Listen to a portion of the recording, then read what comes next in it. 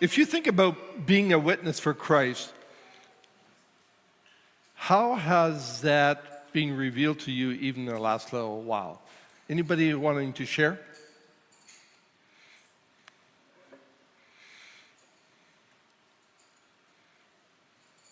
Can you say the question again?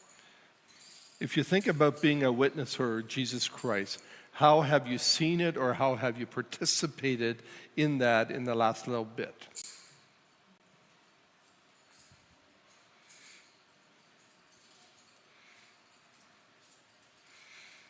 Well, we just heard a lot of really powerful testimonies from Jason and Lonnie coming back from Thailand and Okay. Japan. And there was a lot of things that they witnessed, which in turn we also witnessed as they Yeah. Beautiful. Okay. Anyone else?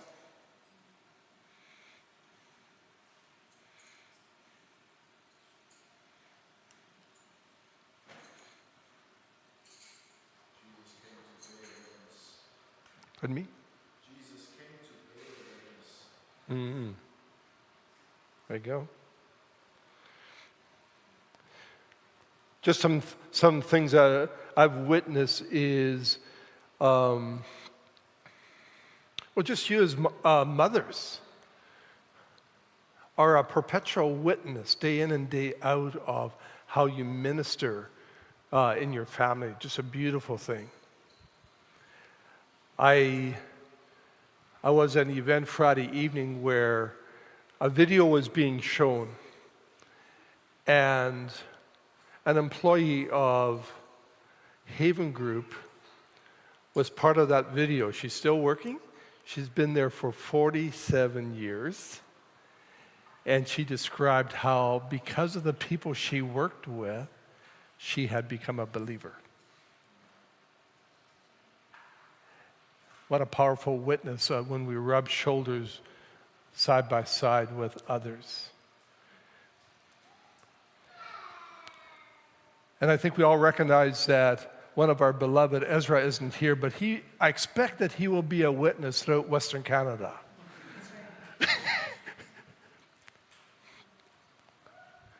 Just a beautiful thing of how we can be a witness as individuals. But today I want to shift focus a little bit about being a witnessing community. The people who show what God is like.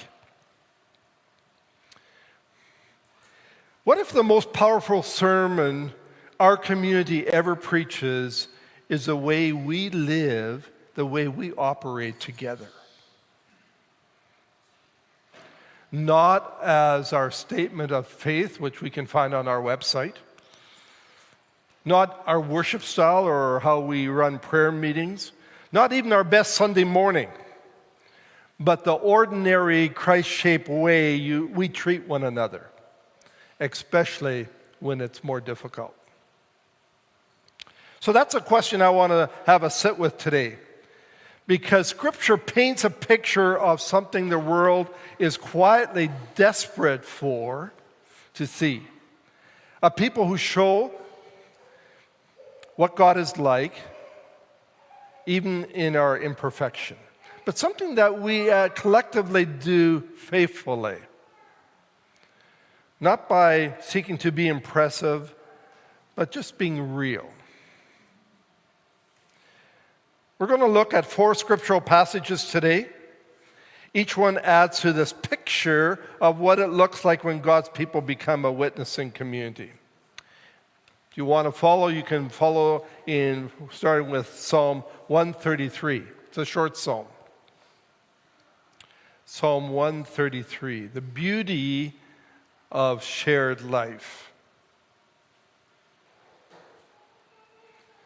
Psalm 133, starting at verse 1. How good and pleasant it is when God's people live together in unity.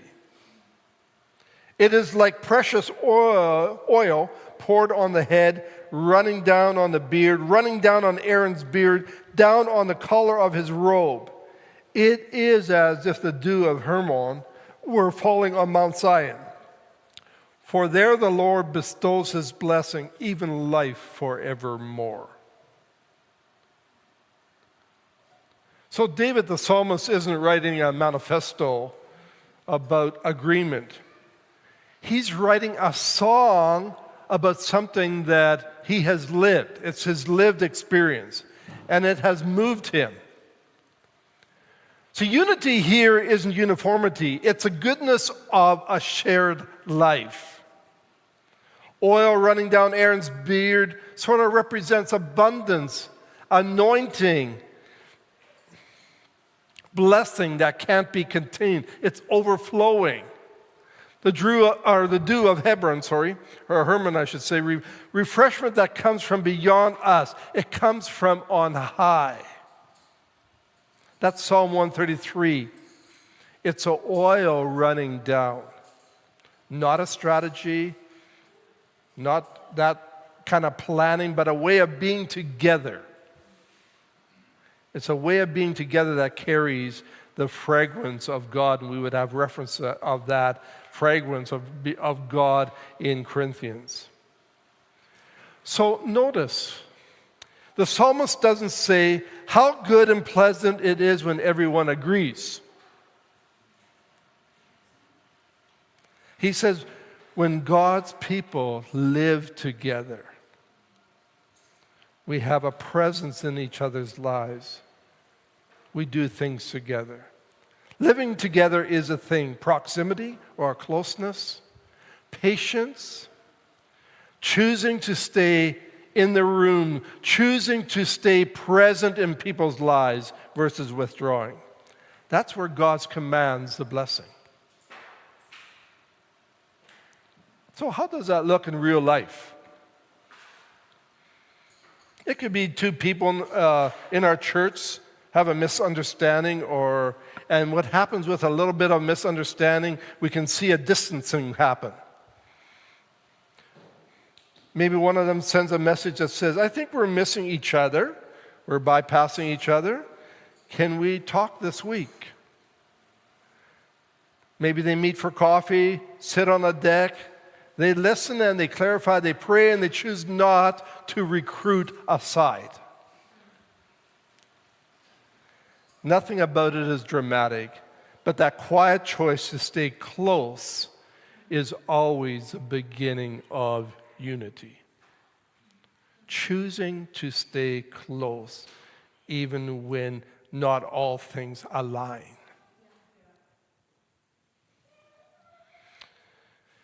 Let's shift to Zechariah 8, which is the second of the four that I want to look at.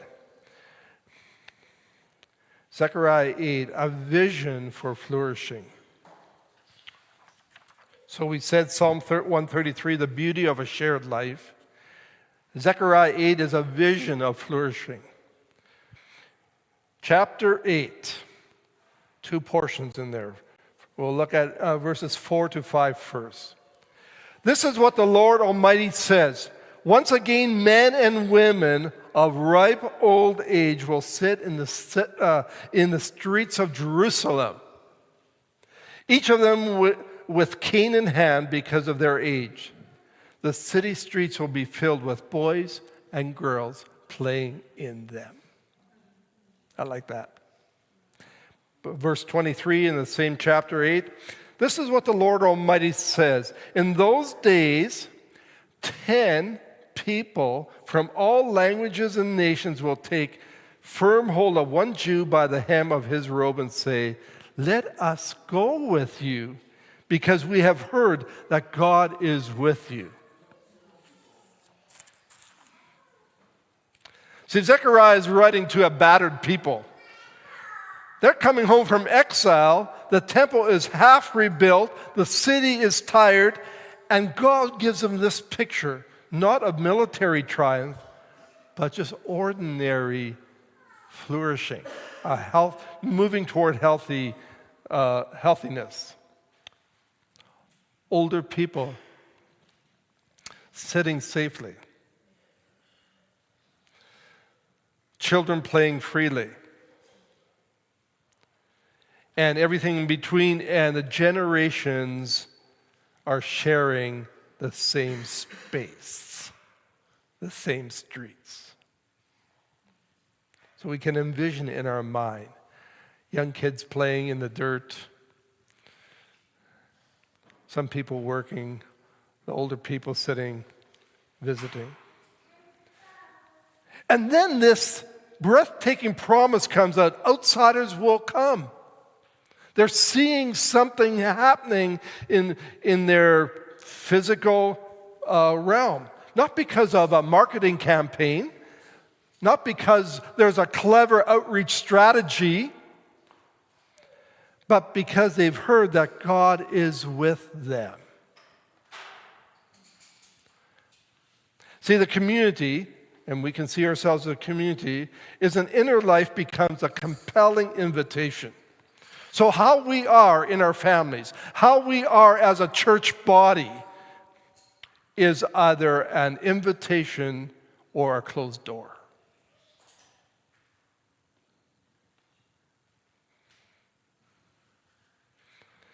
I was trying to think of what this looks like among us. It could be an older couple sits with a young family after church and learns the names of their kids. Or a teenager starts carrying groceries for a widow on their street. Maybe someone notices a newcomer sitting alone and invites them, come sit with us, or come join us for lunch. If we have that kind of expression, people might begin to say, those people feel safe, or that place feels safe. And people actually see me. They see each other. That's kind of what Zechariah is describing. When a community flourishes, when the elderly are honored and the children are free and there's bread on the table, people notice. And in a picture of what Zechariah says, they grab the hem of the robe and say, of your robe and say, we want to have what you have.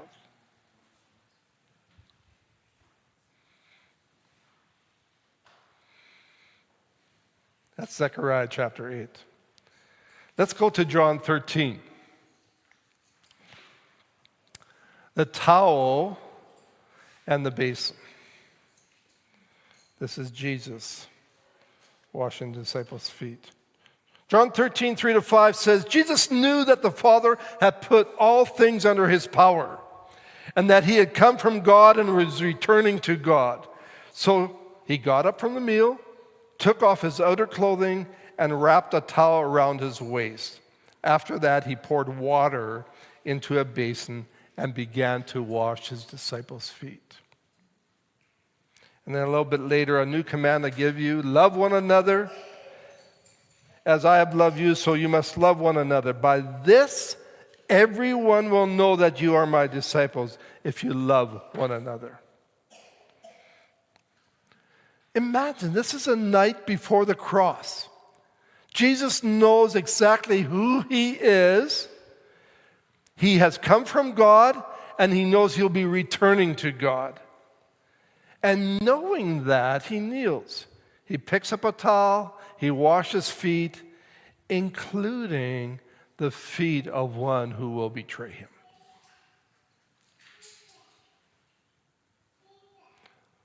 This is the heart of a witnessing community.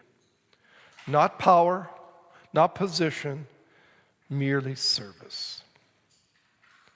And not just service to the lovable, service to one who likely will betray you or will betray you. One who is more difficult, the disappointing, and like I said, the one who might walk away and reject you. And then Jesus names it plainly. By this everyone will know. Not by, again, how we necessarily verbalize stuff. Not if we have a future building at Hope Church. Not by our budget, but by our love. The towel and the basin are the church's most powerful tools in being a witness for Jesus Christ. The towel and the basin are the church's most powerful witness tools. So sometimes the towel and the basin look very ordinary. A young mom may show up late, embarrassed with 3 kids in tow. Before she can apologize, someone might quietly slide over and say, "I got your baby. Go breathe for a minute." We might have to do that for Rachel in the next days. Another person plays toys with a toddler. Yeah, actually getting out of our seat, get on the floor and play with a toddler while the mom is waiting to get settled in. Someone else welcomes her to the potluck. No speech, no spotlight. Just love that lowers itself. And it can look in different ways. Humility between adults. A text that says, "I'm sorry for how I spoke." And the courage to clarify, to make things right before the day ends. People notice that kind of love.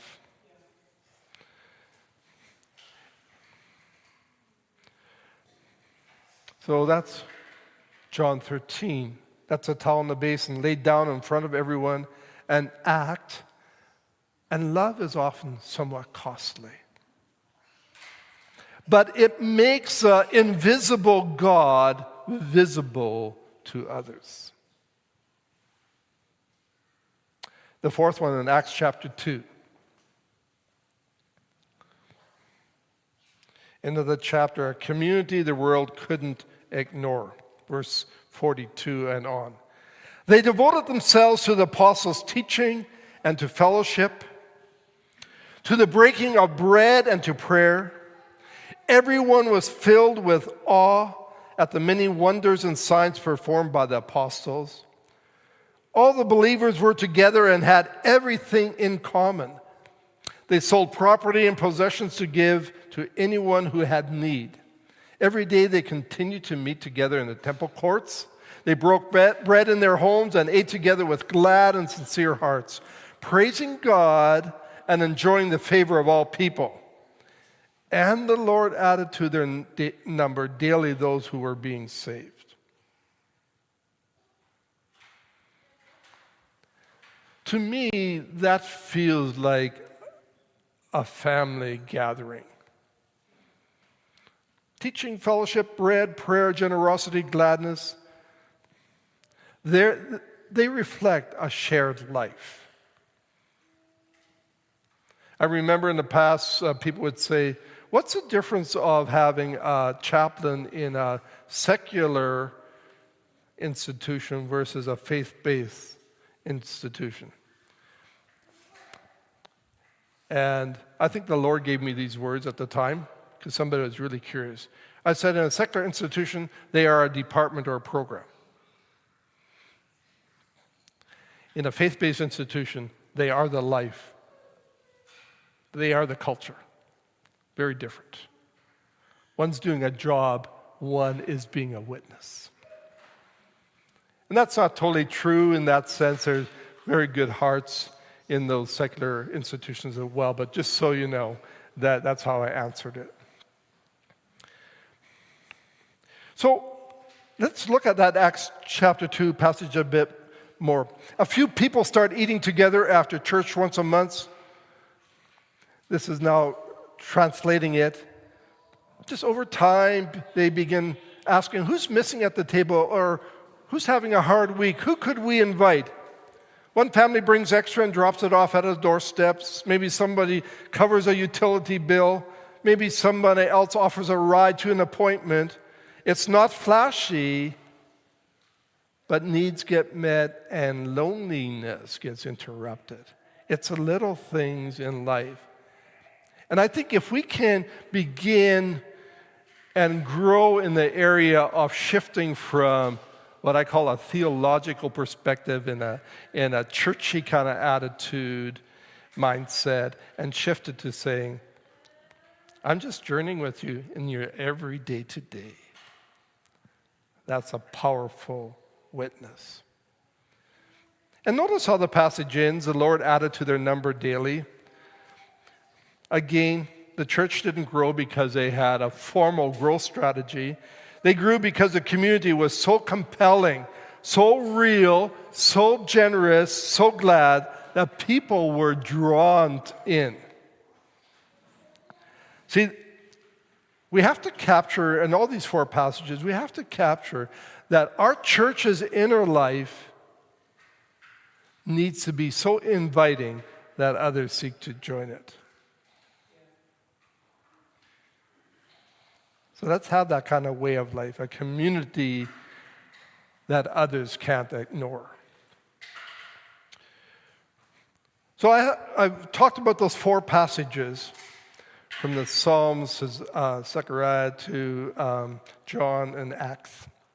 So let's talk about the four marks. There'll be four marks of a witnessing community. If we take them together, there's kind of four characteristics of a community that shows the world what God is like. Remember, in our present situation, we have an invisible God, but as being a witness of His goodness in our own lives, we're now cropping it out for being a witness. So the first one of the four marks of a witnessing community, the first one is presence over performance. A witnessing community isn't there to perform. It just shows up. It sits beside the grieving man. It keeps the door open. It stays in the room when it would be easier just to leave. I feel uncomfortable, I'm leaving. No, I feel uncomfortable, and I'm going to now explore with the other rather. Psalm 133 teaches us a blessing flow where people choose to remain together. Sometimes it's as small as noticing someone slipping out and walking with them to the parking lot. Are we willing to risk being present? A second mark would be flourishing across generations. I love this section. A witnessing community makes room for both the elderly and the young and everyone in between. It welcomes, or I should say, it honors wisdom and welcomes energy. It looks like Zechariah's vision, old folks sitting safely, children playing freely, outsiders saying, God is with those people. See, when every generation has a place at the table or within the group, the community becomes a living portrait of the kingdom. I can just make it looks like a teenager sitting with an elderly man during coffee time and listening to his story. Just that type of example. The third point, costly, visible love. Love costs. It has an expense related to it. A witnessing community practices a kind of love that costs something. It picks up the towel, it washes feet, even the feet of those who have hurt us. Jesus said this is a thing that will make the world take notice, not our correctness or our love. And sometimes the most powerful witness is a moment of raw public reconciliation. So sometimes it means taking a hard phone call, telling the truth gently, and things like refusing to talk about someone who isn't in the room. We get into these moments. And I think I'd encourage us to say, as a witness of Jesus Christ, how ought it to look? And then the fourth one is a glad and generous shared life. A glad and generous shared life. When we as a witnessing community share, not out of obligation, but out of gladness, the world notices. Acts 2 describes a people who ate together with glad and sincere hearts. There was a lightness in their generosity, a joy in being together with others. And that joy had a magnetic factor to it. It drew others in. I think we could say that the world, and maybe even people with it among us, is starving for us to be community. When we can be a group of people genuinely glad to be together.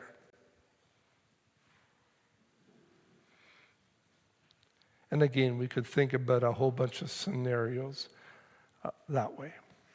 So those are the 4 marks of a witnessing community. Presence over performance, flourishing across generations, costly, visible love, and glad and generous shared life. Before I close, I want to say something gently because I think it matters. When we hear the word unity, some of us flinch. We've seen it used as a weapon to silence dissent, to demand conformity, to paper over real hurt. And it's been some people's experience, and I want to recognize that. But the unity Scripture describes isn't agreement on every point. It's not pretending that everything's fine. It's not the absence of tension. It's a presence of commitment. It's choosing to stay in relationships. It's choosing to stay at the table. It's saying, we will not let this thing between us have the last word.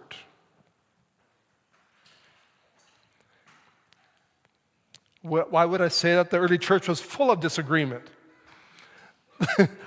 You just read in Corinthians over food laws, over circumcision, over who could eat with whom. Yeah, and there's other passages like Acts 15 and Galatians 2, and you'll find holy arguments and real tension. And we have, even in our current Christendom, there's a lot of disagreement over a lot of things. But what is a godly witness? When we stay, when we're prepared to work through, have the crucial conversations. And then let the Spirit lead people.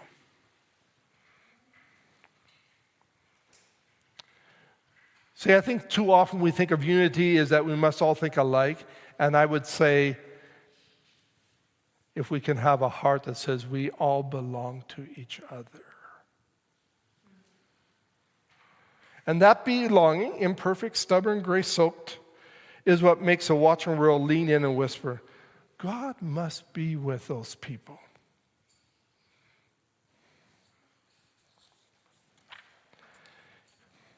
The worship team wants to come up. I'll just have a few more words here. So here's what I want to leave with you today. Not a demand, but an invitation. What if we become the kind of community that these 4 passages hint at today? Not by trying harder, not by launching something absolutely new, but actually paying attention to the people right beside us. By staying when it's hard, by picking up the towel, by setting out the coffee and the bread. What if the most Christ-like thing this week isn't something big, but yet something small and faithful, a phone call or a text to someone who's been quiet lately, maybe a shared meal with someone who seems to be on the down and out, an apology that we've been putting off, and maybe just a prayer whispered for someone who's hurt us. See, the world is not waiting for a perfect church.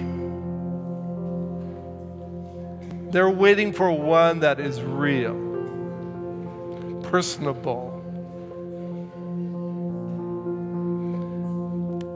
Yes, a community where people are honest about their own brokenness, yet stubborn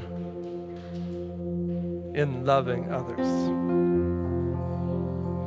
That's a witnessing community.